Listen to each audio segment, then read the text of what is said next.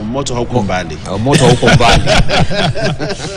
Kuna moto huko mbali. Yeah. But I would like to hear the thoughts of the economists on this, regarding this fuel subsidy. We really need. Is there any learning points if anything is to go by with what we have in Nigeria? Yes. With the fuel subsidy and the upshoot of many oil marketers, but they would love the food oil prices. Subsidy.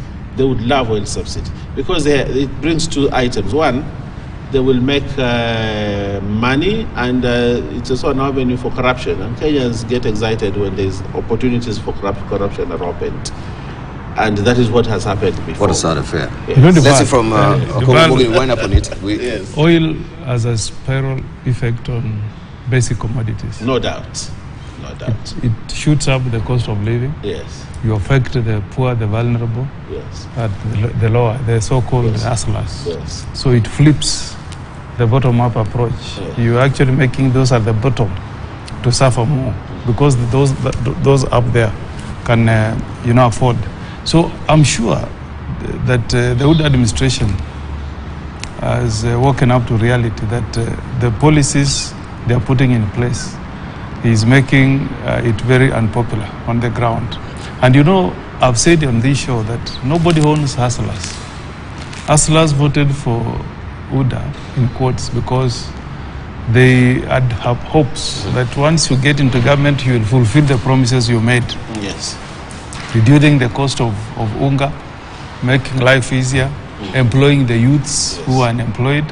But you have now realized that you are into the second year of your administration. You have not reduced the cost of living. You have not employed youths. The Mama Mboga and the border was promised to go to government is still languishing there. And you are losing ground. So you have no choice. You have seen what you have just been told, the Nigeria case will soon hit you. So I'm sure, Dibal, that if the current administration wants to try to survive for the next 3 years or so, it must do something. But also even looking at it from the economic perspective. When Uganda was at war, Rwanda was at war, we had a competitive advantage for investors. But you see now all these regions are peaceful countries. So any investor coming to the East African region to invest, we look at the prevailing climate in terms of the taxation regimes in those countries. If you go to Rwanda, the cost of fuel is at 151 shillings. In Kenya, we are at 200. If you go to Tanzania, it's 170, while we are at 200.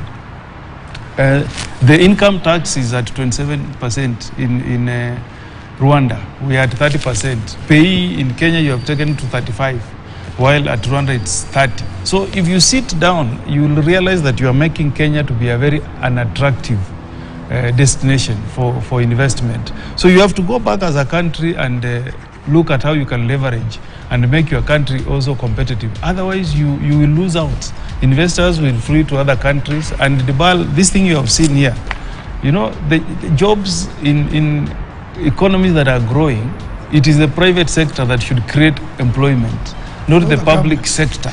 So if you create an environment that is chasing away everybody, you will be asked in 2027, where are the jobs you promised the youths? Because they will remain unemployed. So I'm happy that this idea of, I'm sorry, that's what I read in the papers. Yes. This idea of using your whip, Honorable Soro, the way he told us, to bribe MPs to pass the finance bill is coming back to bite you. So right, now take the bill back. Music is up. And look now debating it, you putting the interest of the common mwananchi. Yes. Everybody, even Dibala, I can tell you, everybody has been hit by these unpopular taxation measures. Yes. Everybody has been hit. So if you love the people that you govern, the people who elected you into office, you must come up with policies that are sensitive to those people. Otherwise, you will lose that voting bloc. Thank you. Yeah, but on the other side of the break, music is up. Thank you. I have not even talked. Okay. I can handle it. All right. We need to take a short break. When we circle back, of course, we continue with that discussion.